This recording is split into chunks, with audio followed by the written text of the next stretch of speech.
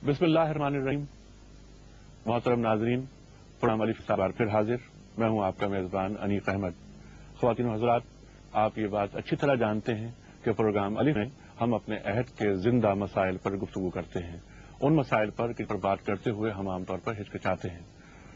ख्वातीन व हज़रात, हम हमेशा एक बात अर्ज करते हैं कि जब तक गुफ्तगू नहीं होगी, मुकालमा नहीं होगा, तब तक हम मसाइल के हल तक नहीं पहुंच पाएंगे। मुकालमा हमारा वर्षा है। माजी में मुकालमे होते थे, हल तक पहुंचा जाता था। अलिफ मुकालमे की जानिब एक सफर है। पिछले हफ्ते हमने जियो स्टूडियोज में प्रोग्राम अलिफ के हवाले से गुफ्तगू की थी, गैर मुस्लिम अक़वाम से ताल्लुकात मगर कहां तक। इस मौजू पर गुफ्तगू इन्हीं उलमा के पैनल से हुई थी, दानिश्वरों का यही पैनल था। आज फिर हम दोबारा उसी पैनल के साथ हाजिर हुए हैं।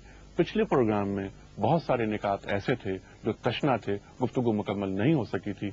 इससे पहले कि मैं अपने मौजूद मेहमानों का तारुफ कराऊं कि गुफ्तगू का आगाज हो, पिछले प्रोग्राम की एक झलक। तो मसला हिंदुस्तान से हमारे तिजारती ताल्लुकात शुरू होते हैं। अच्छा, कैसे एक आदमी से ऐसे तिजारती ताल्लुकात शुरू हो सकते हैं जिसने कि हमारे इतने बड़े इलाके पर मुसलमानों के ऊपर कब्जा किया हुआ है और रोज इतना कत्ले आम हो रहा है। अगर इस्लामिक दुनिया होती तो सिर्फ आपके पास एक ओआईसी होती, आपके पास अरब लीग क्यों है? सारे मुसलमान तो फिर ओआईसी में होने चाहिए थे। इन मुस्लिमीन हुक्काम का कुरान शरीफ के अहकामात से अपने मामलात में कोई ताल्लुक न था न है।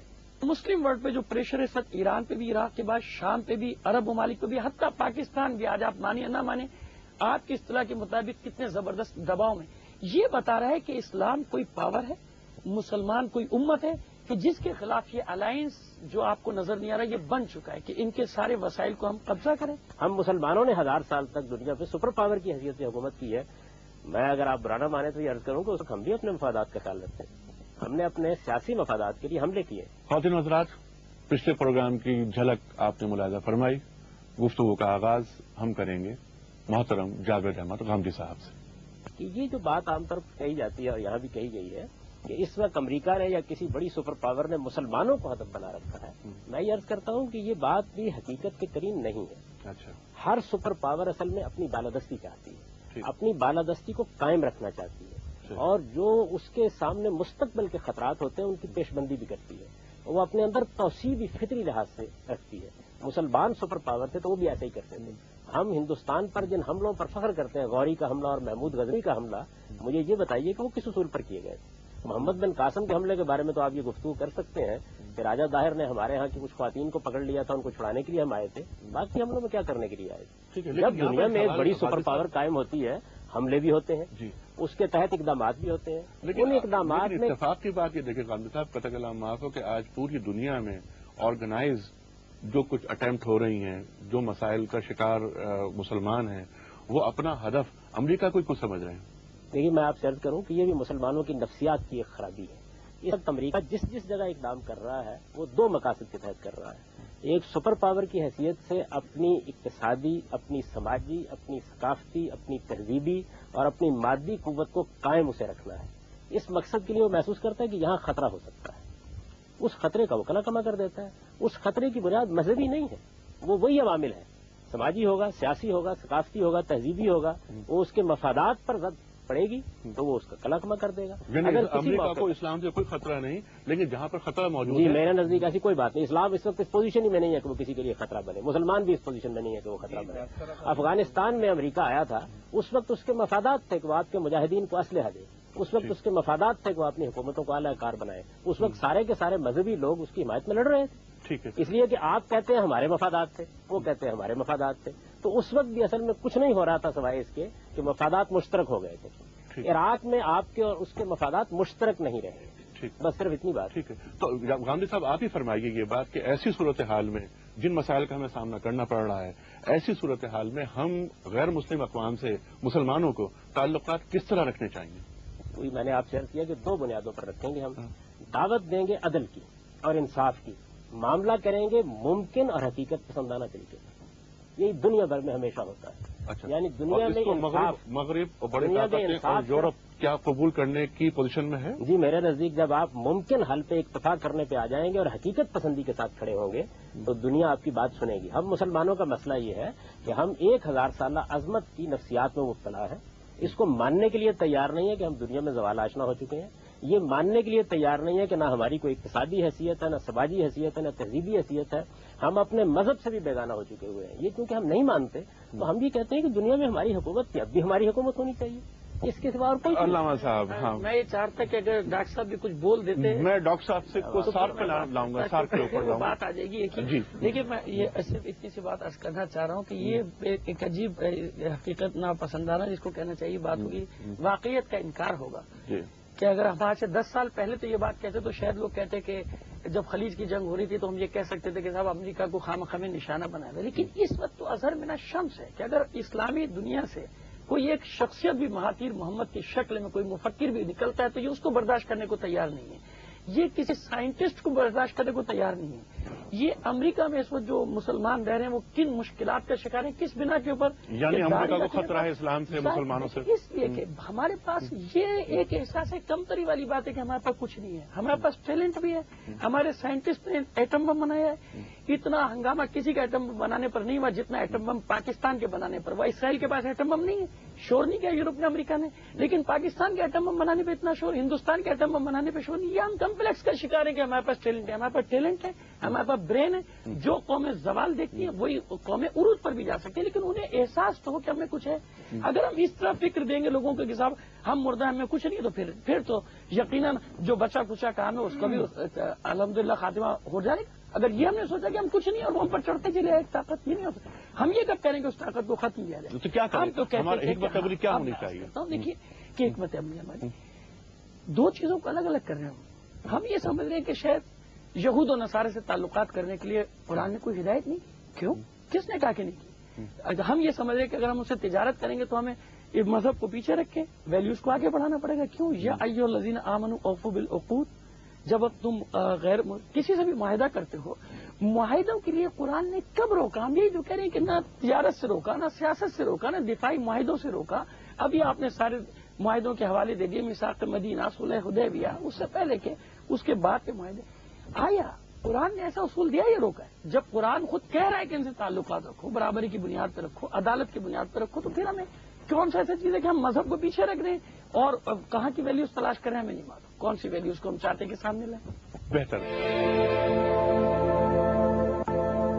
اچھا، اس موضوع پہ گفتگو کافی رہی، تھوڑی ہم سارک کے حوالے سے بات کریں گے۔ میں نے آغاز میں ڈاکٹر بات کا وضاحت جو ہے وہ بہت ضروری ہے۔ وضاحت فرمائیے۔ غامدی صاحب قبلہ نے فرمایا کہ وہ اسلام مسلمان تو بالکل نتھنگ، کوئی طاقت ہی نہیں ہے، ان سے نہیں ڈرتے ہیں وہ، اور نہ وہ اسلام سے ڈرتے ہیں۔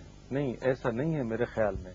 میرے خیال میں یہ وہ مسلمانوں سے نہیں ڈرتے ہیں یا ان کی اس وقت کی تاریخ یا حالت سے نہیں ڈرتے ہیں، اسلام سے تو ڈرتے۔ میرے پاس کئی دسیوں کتابوں سے زیادہ موجود ہیں جس میں ان کے مفکرین نے یہ کہا ہے کہ مسلمانوں کو دوبارہ ایسا اٹھنے نہ دیا جائے کہ ان میں کوئی عمر پیدا نہ ہو جائے، ایسے مسلمانوں کو دوبارہ طاقت میں نہ آنے دو کہ ان میں کوئی دوبارہ علی پیدا ہو جائے، بلکہ یہ عبارت بھی موجود ہے کہ ہمیں خوف ہے کہ دوسرا صلاح الدین ایوبی پیدا نہ ہو جائے، یا ہم اس بات سے بڑے خائف ہیں کہ دوسرا کوئی محمد نہ آ جائے۔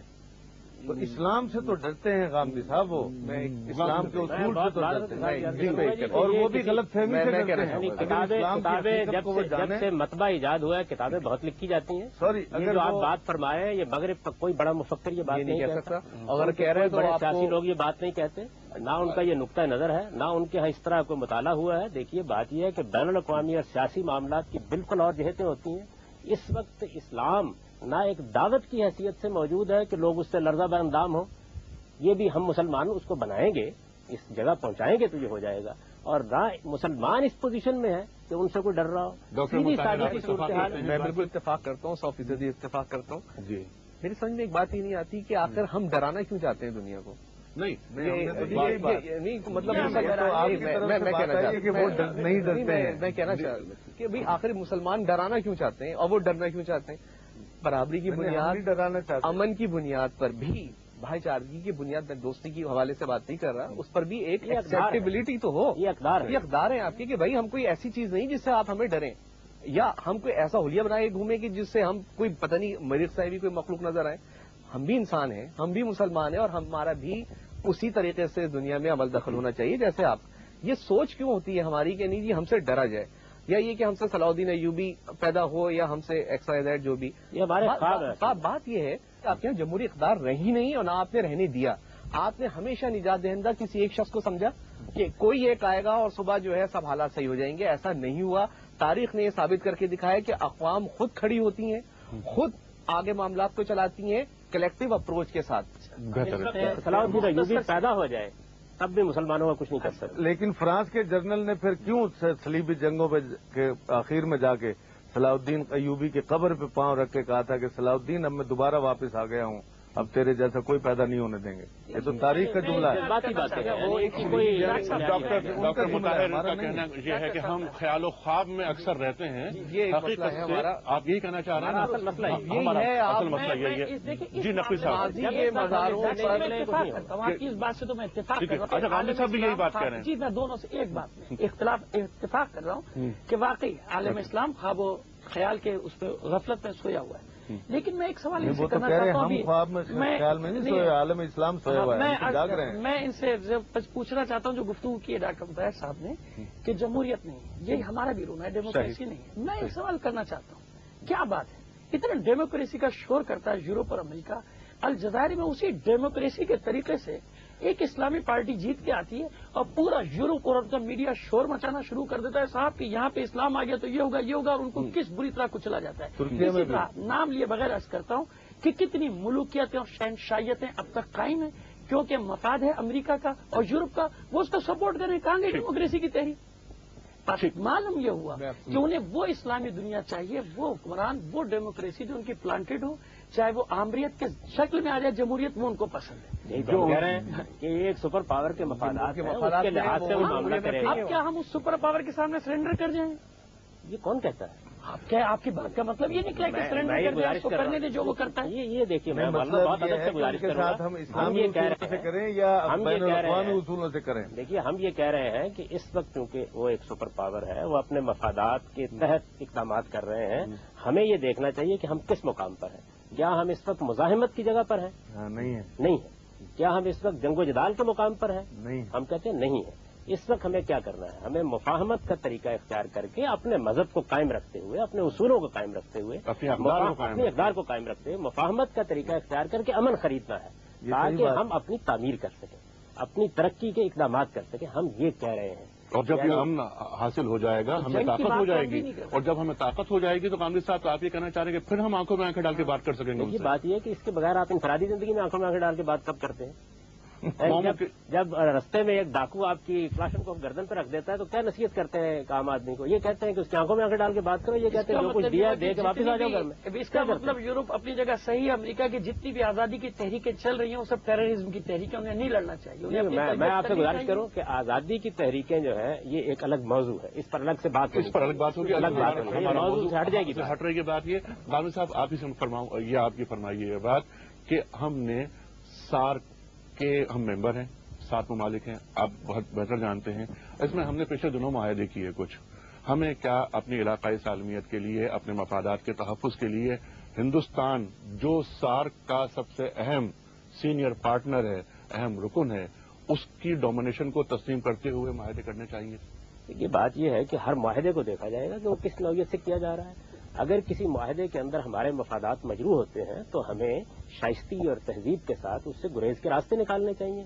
باقی جہاں تک دنیا کے اندر طاقت کا توازن ہے وہ تو کبھی اس طرح قائم نہیں ہوتا کہ ہم یہ کہیں کہ برابری ہوگی. اگر کوئی قوم اقتصادی لحاظ سے ہم سے زیادہ ترقی یافتہ ہو گئی ہے, اس نے اپنا نظام زیادہ مستحکم کر لیا ہے, اس میں جمہوریت کی ایک روایت بن گئی ہے, تو معاف کیجیے گا ہم چاہیں یا نہ چاہیں وہ ڈومینیٹ کرے گی. یعنی ہم اپنی طرف نہیں دیکھتے کہ ہم کو کہاں اس پہ کھڑا ہونا ہے. ہماری خواہشوں پر نہیں ہوتا یہ معاملہ. بڑی طاقت ڈومینیٹ کرے گی. کامریڈ صاحب فرماتے ہیں ہندوستان نے تجویز پیش کی سنگل کرنسی کی.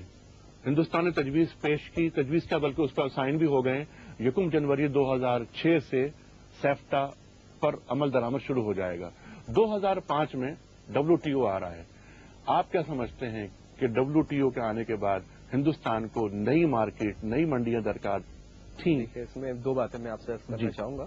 ایک تو یہ کہ WTO آ رہا ہے, اور WTO جس انداز سے آ رہا ہے اس میں جو تھوڑی بہت آپ کی مارکیٹ ہے یہ بھی جائے گی. یہ ایک طرح سے پیش بندی کی گئی ہے سیفٹا کے حوالے سے. اچھا سیفٹا ہے کیا, پہلے اس کو تھوڑا سا سمجھ لیجئے. فری ٹریڈ کا مطلب کہیں سے یہ نہیں ہے کہ ہندوستان کے لیے ہم اپنی مارکیٹس کھول دیں گے. 2004 سے 2005 تک دو سال موجود ہے جس میں ابھی کام ہونا ہے. ان آئٹمس پہ کام ہونا ہے کہ جو ہمارے ہاں یا ان کے ہاں، اور ایسی مارکیٹس کے جس سے ہمارے ہاں کے جو سرمایہ دار تھوڑا بہت جتنا بھی ہے اس کے مفادات ہرٹ نہ ہوتے ہوں، اور اس کے بعد ان کے بھی انٹرسٹ کو دیکھا جائے گا. اس کے بعد کوئی باضابطہ طور پر فیصلہ کیا جائے گا. سیپٹا کا سیپٹا پر سائن نہیں ہوئے، سیپٹا کے اسٹرکچر پر سائن ہوئے کہ صاحب یہ ہوگا، لیکن کس انداز میں ہوگا اس کے لیے ٹائم چاہیے جو 2 سال کا ہے. ایک چیز یہ ہوئی. اچھا، دوسری چیز یہ کہ اس میں جو ہندوستان کا معاملہ ہے، دیکھیں ساؤتھ ایشیا، جنوبی ایشیا، اب بدقسمتی کہہ لیجئے کہ 70% ہندوستان ہے، 30% جو ہے وہ سارک کے دوسرے ممالک ہیں. اب یہ ایک حقیقت ہے، تا وقت ہے کہ ہندوستان ٹوٹے. اب آپ توڑوا دیں، خواہش یہ بھی خواہش ہو سکتی ہے کہ ہندوستان جو ہے 14-15 اس کے ٹکڑے ہو تو شاید کچھ ہو، لیکن اس خواہش کے نتیجے میں جو انارکی پھیلے گی ریجن میں وہ بھی ایک دیکھنے کی چیزوں کی. بہرحال یہ دوسری بحث ہے. ہمیشہ یہ ہوتا ہے کہ جب بھی اس قسم کی ٹریڈ ہوتی ہے اس میں ہمیشہ چھوٹے ممالک کو زیادہ فائدہ ہوتا ہے. کیسے ہوتا ہے؟ مارکیٹ آپ کی کم ہے، ان کی مارکیٹ زیادہ ہے. صحیح. آپ کو ایکسس ان کی مارکیٹ پہ مل رہا ہے، ان کو ایکسس نہیں مل رہا آپ کی مارکیٹ میں. آپ کو زیادہ پاکستان کو ہوگا، ہمیشہ چھوٹے ممالک کو فائدہ ہوتا ہے. میں مثال آپ کو دوں تائیوان اور چائنا کی. تائیوان کی انڈسٹری جو ڈیولپ ہوئی ہے وہ چائنیز مارکیٹ سے ہوئی ہے، کیونکہ تائیوان تو بہت چھوٹا سا ملک ہے، لیکن چائنا کی مارکیٹ بہت بڑی ہے. نتیجہ کیا ہوتا ہے؟ بڑے ملک کو ضرورت ہوتی ہے چھوٹے ملکوں کو سیاسی اعتبار سے ساتھ رکھنے کی، کیونکہ اس سے وہ اپنا قد ایک بڑھاتے ہیں. ہندوستان کا معاملہ بھی یہی ہے کہ ساؤتھ ایشیا میں وہ رہتے ہوئے میرا خیال ہے کہ وہ چاہتے یہ ہیں کہ یہاں پر ایک امن کی فضا قائم رہے، جو کہ بدقسمتی سے نہیں ہے.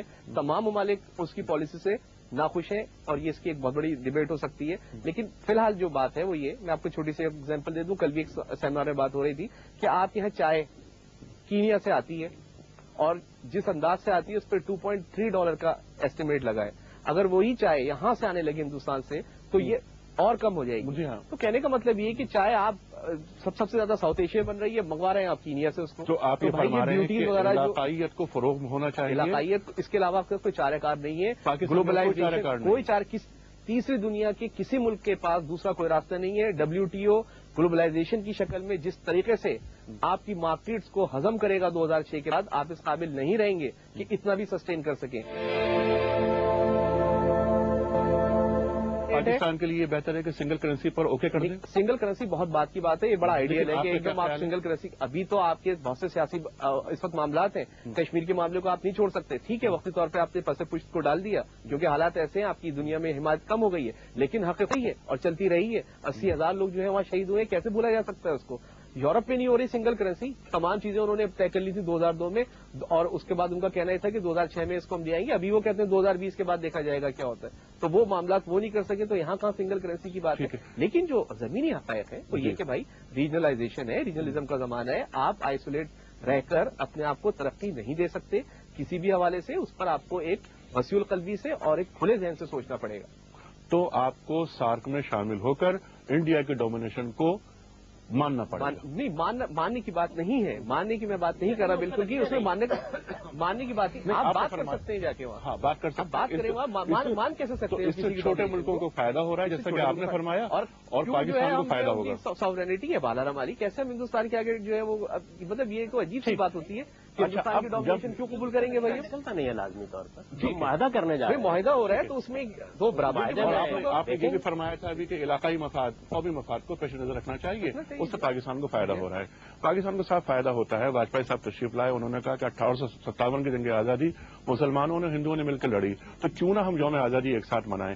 کیا ہمیں یوم آزادی ایک ساتھ منانا چاہیے؟ ہاں دیکھیے، جس طرح جی نے یہ بات کی نا، سنگل کرنسی بہت آگے کا معاملہ ہے. اسی طرح یہ بھی، کیونکہ ابھی تو وہ غبار اور دھواں صاف نہیں ہو رہا نا جو ماضی کا ہے. نہیں، اگر صاف ہو گیا تو کیا ہندو اور مسلمان اگر ایک گوشے کی طرف سے یہ اعتراض آیا ہے کہ ہندو اور مسلمانوں کو ایک قوم بنانے کی طرف بات جا رہی ہے، تو کیا ہم 1857 کی جنگ آزادی کو ایک ساتھ منا کر دو قومی نظریے کی نفی کرنے کی طرف نہیں جا رہے؟ نہیں، دیکھیے ایسا نہیں ہے، بلکہ ظاہر ہے کہ جنگ آزادی جب لڑی گئی تھی، میں تو اس کو بلکہ پازیٹو دیکھتا ہوں، مثبت اس انداز سے دیکھتا ہوں کہ جب جنگ آزادی لڑی گئی تھی تو اس وقت ظاہر ہے کہ دونوں نے مل کر لڑی ہے جنگ آزادی.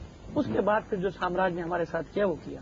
لیکن یہ ہے وہی آخری مرحلے کی بات. اگر خدا کرے ایسا ہو جائے، ہم اس کی مخالفت تھوڑی کر رہے ہیں کہ حالات اتنے اچھے ہو جائیں کہ ہماری دوستی 47 کے بجائے 1857 تک چلی جائے. کوئی حرج نہیں ہے. ڈاکٹر صاحب آپ کیا فرماتے ہیں؟ سنگل کرنسی ہونی چاہیے؟ میں یہ عرض کرتا ہوں کہ پہلے تو جیسے ڈاکٹر صاحب نے کہا یہ اس کے حقدار ہیں کہنے کے کہ یہ بہت بعد کی بات ہے.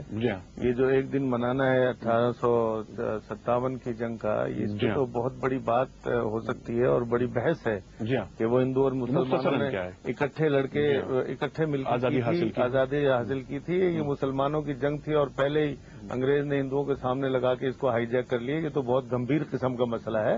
سب سے پہلے سرحدیں کھولی جائیں. وہ لوگ جو وہاں پیدا ہوئے تھے انہوں نے آج تک جو ہے یہ باؤنڈریز نہیں باؤنڈریز ہونی چاہیے، لیکن لوگوں کے آنے جانے کو سہولت دی جائے. جو لوگ وہاں پیدا ہوئے تھے اور آج تک یہاں 55 سال کے ہو گئے ہیں اور انہوں نے اپنی جنم بھونی نہیں دیکھی، اور جو لوگ ہندوستان میں پاکستان کے علاقوں میں پیدا ہوئے تھے اور اپنے رشتے داروں سے بچھڑے ہوئے، پہلے ٹرائل کے طور پر ان کو جو ہے وہ کر کے اخلاقی طور پہ اتنی اقدار کو بڑھایا جائے کہ ان میں محبت پیدا ہو اور زیادہ جذبہ پیدا ہو. اس کے بعد پھر دوسرے مسائل جو ہیں وہ شروع کیے جائیں، آہستہ آہستہ جھگڑے ختم کیے جائیں.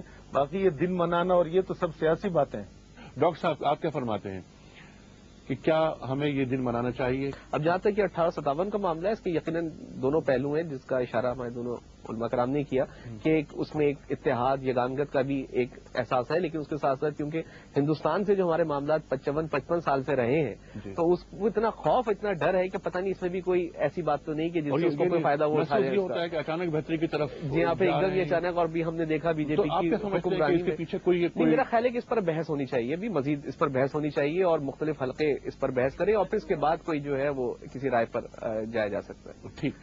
ڈاکٹر صاحب باؤنڈریز اگر ختم ہو جاتی ہیں تو کیا آپ یہ سمجھتے ہیں کہ جو دو قومی نظریہ تھا ہمارا اس پر ضرب لگ رہی ہے؟ باؤنڈریز ختم ہونے کی بات کس نے کی اور کس نے کہی؟ سرحدوں کو کھولنا چاہیے، لوگ جائیں آئیں ملیں.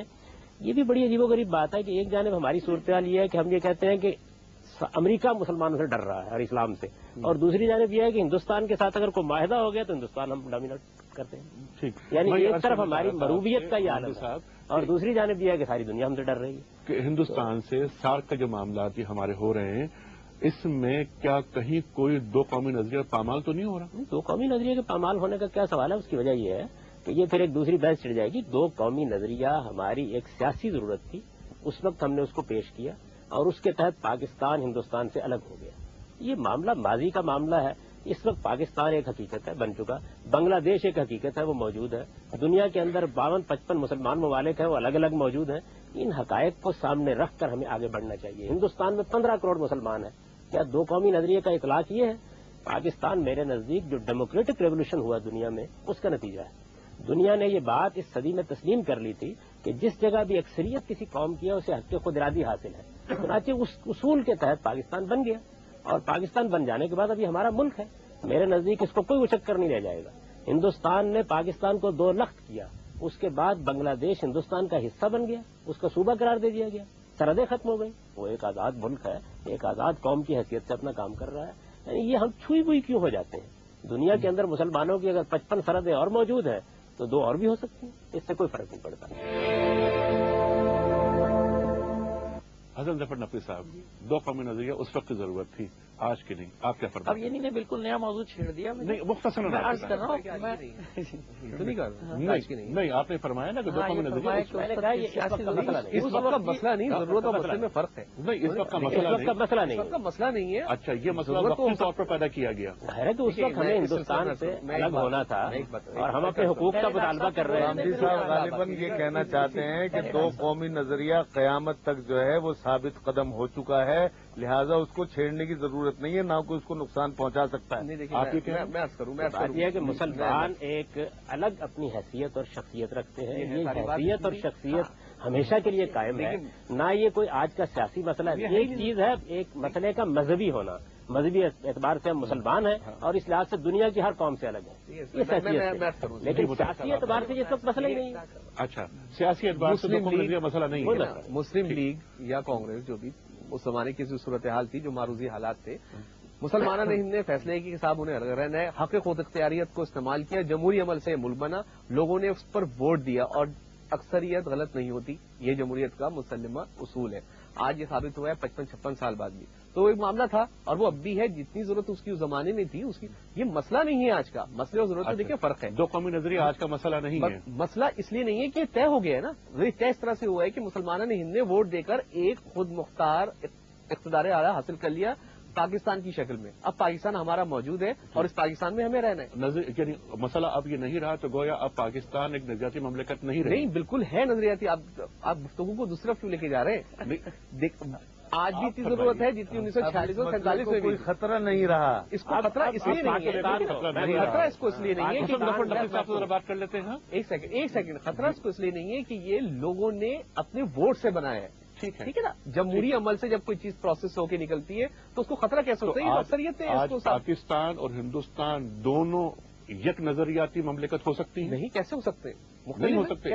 اس کا مطلب یہ کہ آج بھی پاکستان میں اسلامی جمہوریہ پاکستان میں جو چیزیں دیکھی پرکھی سوچی جاتی ہیں وہ اسلام کو سامنے رکھ کر دیکھی پرکھی سوچی جاتی ہیں. حق قدرت دیکھا پھر وہ مذہبی اور وہ سیاسی معاملہ ہے.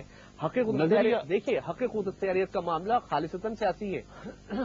مذہب اس میں سبسیڈری کا ایک رول ادا کر سکتا ہے. کیسے کہ بھئی یہ جو لوگ ہیں یہ مسلمان ہیں کلچرلی آئیڈیالوجیکلی. جی ہاں میجر نہیں. یہ میجر ورنہ تو فلسطین کی پوری تحریک پہ کرسچن موجود نہیں ہے. تو پھر اب سارے کشمیری آج ہندو ہو جائیں تو خلاص پھر وہ تو مطالبہ بھی نہیں کریں گے. دیکھیے پھر یہ دوسری بات ہو رہی ہے خود اختیاریت کا سارے کشمیری ہندو ہو جائیں آج. اگر ہم حسن ظفر نقوی صاحب کی رائے لے لیں تو کیسا ہے؟ میرا خیال ہے لے لیں. جی جناب. دیکھیے اس پہ میں آپ کو بتاؤں کہ پاکستان پہلے تو میں آپ کو بتا دوں کہ نعمت خدا بندی ہے. پاکستان ایک نعمت خدا بندی ہے. آپ اس وقت بھی پاکستان سے زیادہ مسلمان ہندوستان میں آباد ہیں. جو ان کی آبادی کا تناسب ہے نا جتنے پرسنٹ ہے فرض کر لیں 15% آیا ان کو 15% کے حساب سے بھی وہاں رائٹ مل رہا ہے. یہ پاکستان اسی لیے اگرچہ کہ میں اس بات سے ان کی اتفاق کروں شاید کہ اس وقت شاید سیاسی سطح پہ دو قومی نظریہ اٹھائے گئے لیکن پاکستان بننے کے بعد آج جو اس کے فائدے سامنے آ رہے ہیں کہ ہم فری ہیں ہم آزاد ہیں ہمارا ٹیلنٹ ضائع نہیں ہو رہا اور وہاں جس طرح سے دبایا جا رہا ہے مسلمانوں کو یہ بالکل حقیقت ہے. میں خود دیکھ کر آیا ہوں کہ وہ نفسیاتی طور پر کتنے دباؤ میں.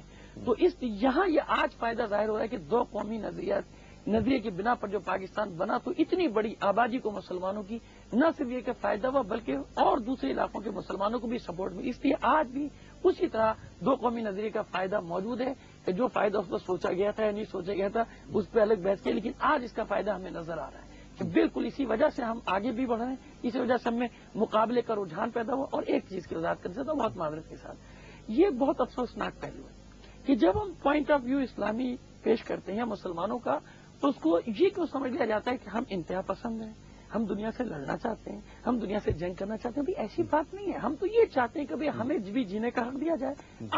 جب ہم اپنے رائٹ کی بات کرتے ہیں تو ہم پہ فوراً یہ لگایا جاتا ہے کہ آپ انتہا پسند ہیں آپ ایکسٹریمسٹ ہیں. یہ ایسا نہیں. ہم یہ نہیں چاہ رہے کہ کسی کو ختم کر کے ہم اس پر حکومت کریں. ہم تو یہ چاہتے ہیں کہ جو ہمارا رائٹ ہے وہ ہم کو دیا جائے. اتنی سی بات اس کو مس انڈرسٹینڈ نہیں کیا جائے کہ ہم کوئی ایسا چاہتے ہیں خدا نہ کرے کہ کسی کو ختم کر کے اس پہ حکومت نہیں. کوئی انتہا پسند نہیں ہے. عدم تشدد کی بات کرتے ہیں یہ بلکہ یہ جب راستے کھل جائیں گے ملنا ملانا ہو جائے گا زیادہ تو جاوید غامدی صاحب وہ تبلیغ کا عمل ہندوستان میں رک گیا تھا تو وہ بھی شاید دوبارہ شروع ہو سکتا ہے. میں تو کہتا ہوں کہ یہ اسلام کے اپنے مفادات ہیں. اسلام کے مفادات میں ہے. ہمیں بات ادھر پہنچانے دیجیے ان کو بات اپنی یہاں تک پہنچانے دیجیے دنیا کو ملنے دیجیے ان کو آپس میں ایک دوسرے کی بات سننے دیجیے.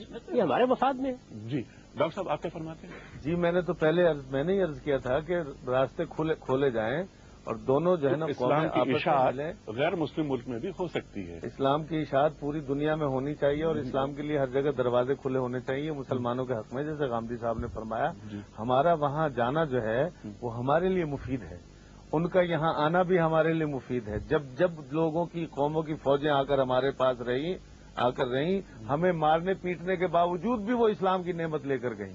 ٹھیک تو اس میں ہمارا فائدہ ایسا کوئی مسئلہ نہیں. اس میں ہمارا فائدہ ہمارے پاس جو ہے نا 24 کیرٹ سونا ہے تو جس کے پاس خالص سودا اسے کس چیز کا ڈر ہے. بہتر کھول دیا جائے بھائی راستے کھول دیے جائیں. پھر اگر ہم قریب ہوتے ہیں تو پھر دوسری چیزوں پہ مذاکرات کیے جائیں اسی عدل کی بنیاد پر جو غامدی صاحب نے میں نے دو باتیں عرض کی. جی عدل کو ہم پیش کریں گے. معاملات ہمیشہ حقیقت پسندانہ بنیاد پر ہوں گے اور ممکن حل قبول کیے جائیں گے. صحیح یہی دنیا میں بالکل صحیح بات. اور کوئی طریقہ نہیں ہوتا. یعنی آپ عدل دنیا کے اندر بیان کر سکتے ہیں کہہ سکتے ہیں دنیا سے مطالبہ کر سکتے ہیں ڈکٹیشن نہیں دے سکتے. نہیں کر سکتے. ٹھیک جاوید غامدی صاحب بہت شکریہ آپ کا. محترم ناظرین، غیر مسلم اقوام سے تعلقات مگر کہاں تک، اس موضوع پر آپ نے ہمارے عہد کے ممتاز علماء دانشوروں سے گفتگو سماعت کی. میں حاضرین سے مخاطب ہوں اس وقت. خاص طور پر میری گزارش آپ حضرات سے یہ ہے کہ آپ چاروں ہمارے مہمانوں میں سے کسی مہمان سے کوئی سوال کرنا چاہیں. ہمارے چاروں مہمان حاضر ہیں. صرف ایک درخواست ہے، وہ درخواست یہ کہ سوال مختصر ہو. جی. تو میں پھرزادہ صاحب سے سوال کرتا ہوں کہ انہوں نے یہ آیت تلاوت کی ہے وَإِن جَنَحُوا لِلسَّلْمِ فَاجْنَحْ لَهَا وَتَوَكَّلْ عَلَى اللَّهِ، اور جبکہ اللہ رب العالمین دوسری جگہ میں فرماتا ہے کہ لا يتخذ المؤمنون الكافرين اولیاء من دون المؤمنین، اور حدیث میں رسول اللہ صلی اللہ علیہ وسلم فرماتے ہیں کہ اخرج اليهود والنصارى من جزیرۃ العرب. اس کا کیا مطلب ہے؟ اس کی وضاحت فرمائیں. بھئی یہ تو جیسے کہ ڈاکٹر صاحب نے، غامدی صاحب نے اور ہم نے پورا یہ استعمال کیا کہ اس کے مراحل ہیں. جس وقت عالم کفر جو ہے وہ آپ سے معاہدہ کرنا چاہتا ہے اور وہ اس بات پہ مانتا ہے کہ وہ آپ سے نہیں لڑے گا، وہ آپ کے ملک میں یا آپ کے مذہب میں یا آپ کے معاملات میں گڑبڑ نہیں کرے گا، تو پھر آپ ان سے سلو کر لیں. جیسے قرآن پاک میں آتا ہے قل تعالوا الی کلمۃ سواء بیننا وبینکم الا نعبد الا اللہ، کہ آؤ ہم جن چیزوں پہ متفق ہیں ان پہ تو متفق ہو لیں. سمجھے نا آپ؟ تو جب عالم کفر آپ سے معاہدہ کر لے کہ ہم آپ کے کسی دینی مسئلے میں گڑبڑ نہیں کریں گے اور آپ کو کوئی قومی یا ملی نقصان نہیں پہنچائیں گے اور ہم دوست بن کے رہنا چاہتے ہیں، تو پھر ان سے آپ سلو کریں گے. ڈومیسٹیکلی بھی اور انٹرنیشنل طور پہ بھی آپ کو ان سے سلو کرنی پڑے گی. ان کے حقوق پورے دیے جائیں گے، چاہے وہ آپ کے ملک میں ہو چاہے وہ دوسرے ملک میں ہو، غیر ملکیوں کے اعتبار سے یا اپنے ملک میں رہنے کے اعتبار. اگر ان کی لڑائی ہوگی تو ان کو جو ہے نا انہی کا جج جو ہے نا وہ پرووائڈ کیا جائے گا. یہودی دو لڑیں گے تو ان کو جج دینا پڑے گا، آپ کو وکیل ان کے دینے پڑیں گے، ان کے قانون پہ ان کا فیصلہ کرنا پڑے گا. آپ سمجھے نہیں میری بات؟ تو یہ اصول ہیں، معاہدات ہیں، اس میں اس کا کوئی تعلق نہیں ہے کہ آپ جو ہے نا پھر وہ سینے سے لگ کے ہمارے دوست بن جائے، ہمارے سردار بن جائے اور ہمارا سب کچھ لے لیں. یہ مسئلہ نہیں ہے.